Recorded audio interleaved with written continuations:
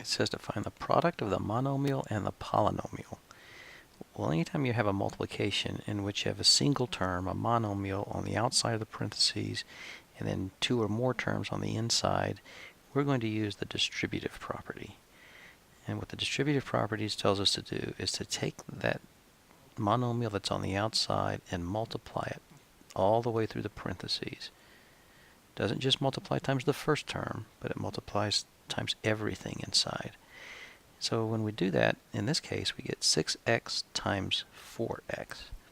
Well, 6x times 4x, and then we're going to get plus, bring down our plus sign, 6x times 2. And when we simplify that, 6x times 4x is 24x squared plus 6x times 2 is 12x. We have to stop there. We can't add these together because they're not like terms. So that's as far as we can simplify it. Alright, same thing's going to happen here. We take the 6x squared, multiply it times the 7x cubed, and times the 5x.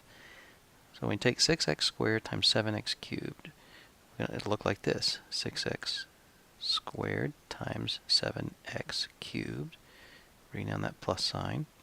6x squared times 5x. And now we can simplify each of these things. 6 times 7 is 42. X to the 5th, right? X squared times x cubed is x to the 5th. Since I'm multiplying these two things, I just add their exponents. 6x squared times 5x is going to be 30x to the 3rd power. Remember, this has a little 1 on it.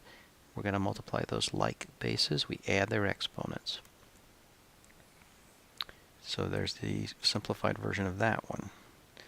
The only difference here is we got a negative that's going to go through the parentheses with the 5x squared. So we're going to be extra careful with the signs. We're going to take this times this times this, and that times that. And when we multiply that through, negative 5x squared times a negative 4x squared. Now I'm going to skip that middle step this time and just go straight to the product. Negative times negative is a positive. 5 times 4 is 20. X squared times x squared is x to the 4th. And then I'm going to take negative 5x squared times this. Negative 5x squared, this is a positive x. Negative times positive is negative. It's going to be a 5. Because remember, the coefficient in front of this thing is 1, so it's really negative 5 times a positive 1, which is negative 5. X squared times x is x to the 3rd power. And then the last thing is this times this. Now I know that's a subtraction, but we can think of it as a negative 6. Negative 5 times negative 6 is a positive. 6 times 5 is 30. There are no additional x's here, just a constant, so the x squared just comes along for the ride. And we can't combine any of these terms because they're not like terms, so that's as far as we can simplify that one.